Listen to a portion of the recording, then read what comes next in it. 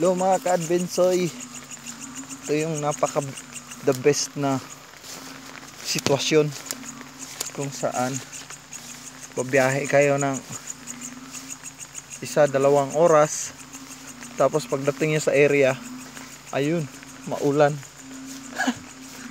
Ano pang gagambang mahanap nito? Sana swertihin tayo guys.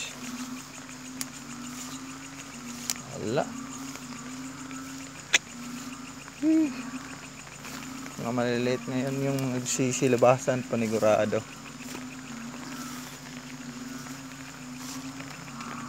Tapos tatawaran lang ng bonggang bongga. Ay, wag na lang, alagaan ko na lang. Hihiw. Ano, gagawa pa lang ng bahay.